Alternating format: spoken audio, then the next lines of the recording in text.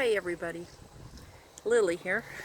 I'm coming at you from Hot Springs, South Dakota. I am at a campsite. It's really nice here too. It's a campsite just north of town called Kemo Sabi. Now, the reviews, were questionable, so it's kind of like, do we want to? We drove in, and as you can see the landscape behind me, it's just beautiful. It's out of town. There's some horses in the background. I don't know if you can see them on the hill. They were running around before. Out of town. Small campground. Just a few hookups. There's maybe about 12, 15 sites. But as you can see, the mountain view, beautiful. We're out of town.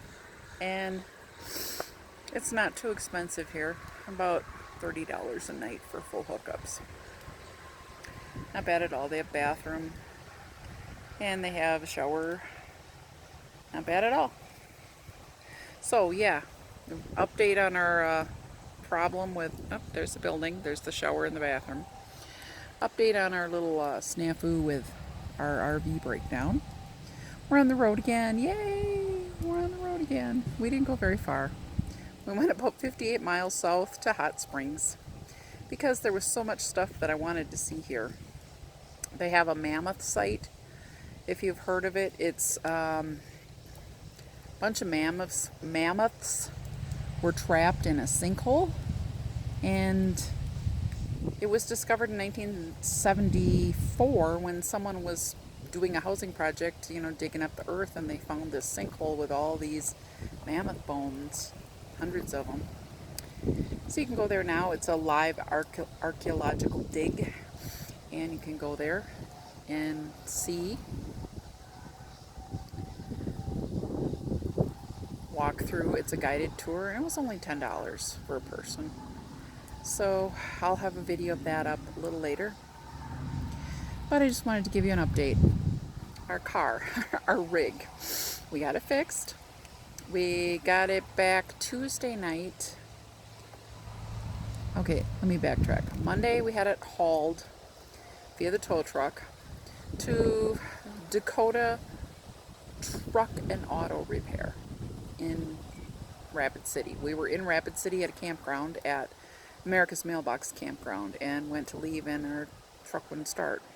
Rig wouldn't start. That happened on a Thursday. We had to wait till Monday to get it towed because they couldn't get it in to work on it before that, and we're already at campground with hookups. We just paid for a couple extra nights. Monday it got hauled in. We spent all afternoon Monday in the hot weather at the park with the dogs. That's a problem when you travel with dogs. You can't go into Starbucks with your dogs. If it was just Dan and I, we could have gone and sat at Starbucks for about 4 hours. But we had the two little dogs and the car, so we just went to a local park and hung out. The best we could do. Have them drink water and make sure that they're doing okay. I'm trying not to get the garbage can in there, which not doing a very good job. But anyway, I'm there. I'll put my head there so it doesn't distract you.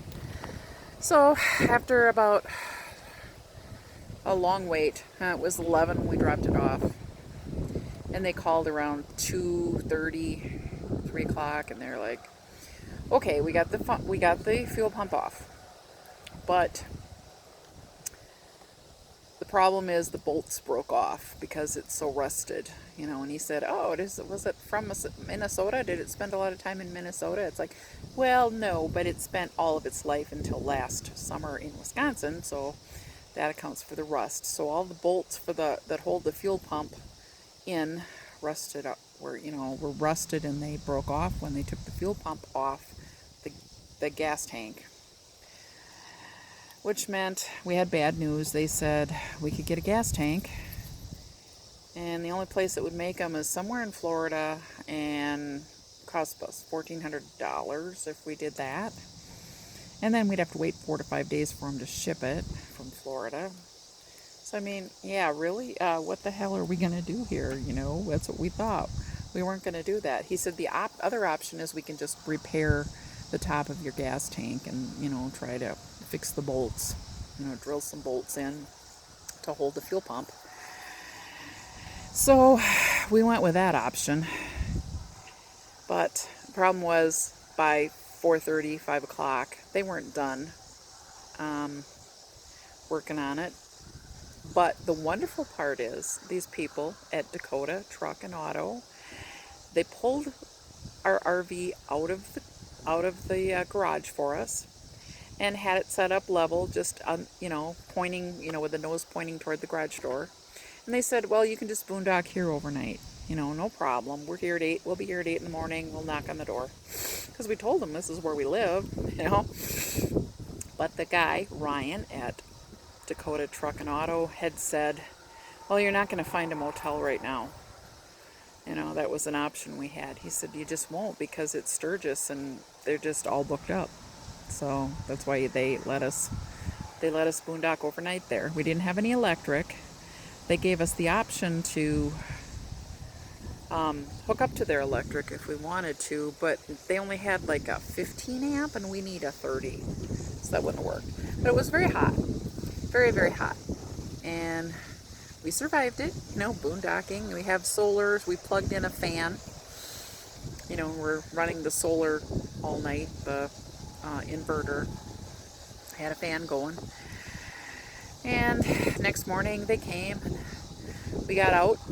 They pulled it back into the garage, and we went for breakfast at Denny's early, and then we took the dogs to the park again, and we sat around at the park for another afternoon. That was Tuesday, and we got the rig back Tuesday afternoon around 3:30. So that was 2 days of sitting in the park in the hot August with the dogs. Fortunately, the park was shaded.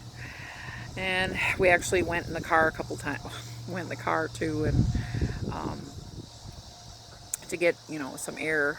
The problem was then when we were at the park, I think it was, I can't remember if it was Monday night. Yeah, it was Monday night. We were at the park and we were going to go over to Dakota Truck for the night, and our car wouldn't start. Son of a bitch, you know? I mean, what can you do? So Dan was just like, well, we'll just sit here and see. Maybe it'll start after a little bit. And I'm like, yeah, right. That's not happening. So I walked over to some people who were sitting in the park a little ways from us. And I said, could you possibly jump us? We have a problem here, you know. And they did jump us, and the car started. And we got over to Dakota Truck and spent the night there. So, yay. Well, then Tuesday, the next day, they called and, well, no, they didn't call. Let me see. Tuesday, the next day, what happened was when we went to pick up the truck, about 3, they said, well, I noticed something with your tire. It was on the driver's side in the front. And he showed Dan, and it was just all welted up. And he said, we think it's an alignment issue.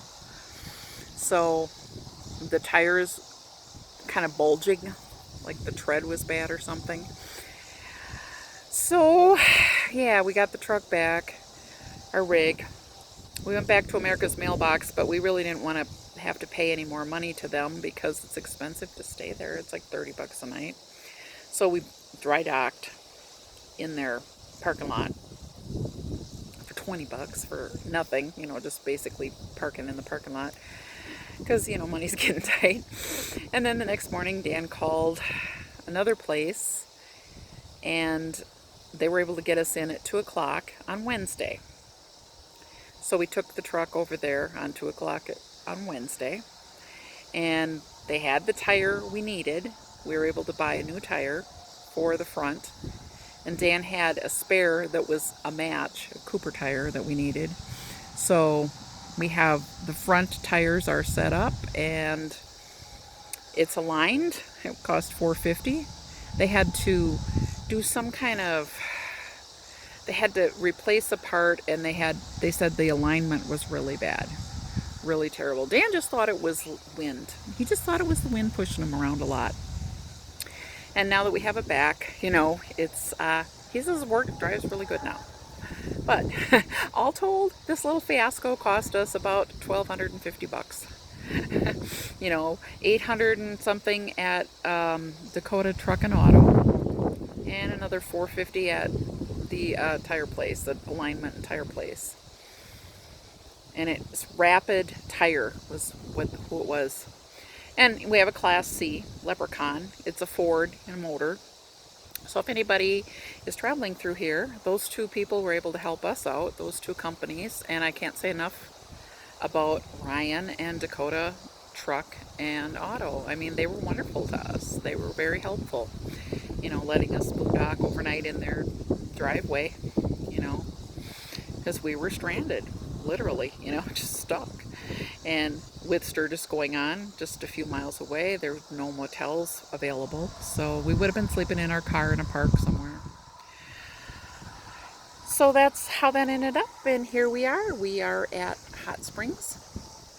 We have been doing some sightseeing and just trying to recover. We have electric because it's like 90 some degrees. I mean, it was 93 degrees today, and so yeah, we needed to have some electric for a couple of days. We boondocked for a few days, and we kind of do it that way. We trade off, you know, we'll boondock for 3 or 4 nights, and then we have to have electric. And since Dan has a CPAP, you know, we need to be able to charge that stuff. And you know, and with the heat and with the animals, you need to have air conditioning, you know, it's for their benefit.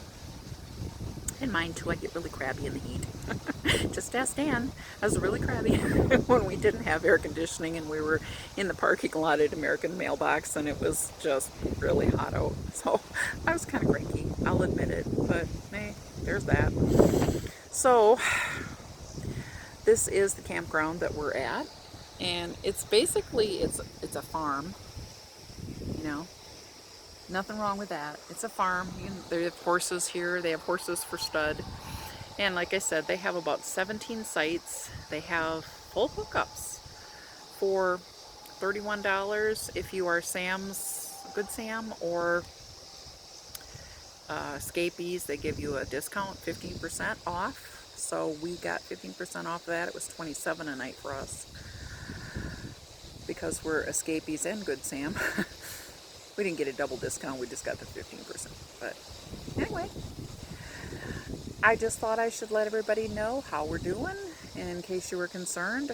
And if you are driving through Rapid City and you have car issues, there's places that you can go, people that'll help you. Dakota Truck and Auto, they're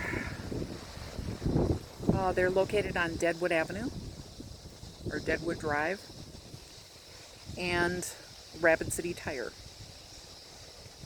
And America's Mailbox was very helpful too. The girl Nellie at America's Mailbox was trying to call places for us to help us find someone to fix our rig, you know, with the fuel pump issue. And she couldn't find anybody other than who we'd already called, but she did try. She was very sweet. And so this is Lily saying peace out, and I hope you're having a zen day. And look at that sky. Isn't it beautiful up there? This is what our view is from our campsite.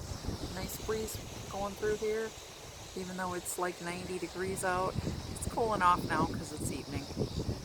So we spent the day in Hot Springs just slamming around, and I'll have some more videos for you of that. But we're on the road again.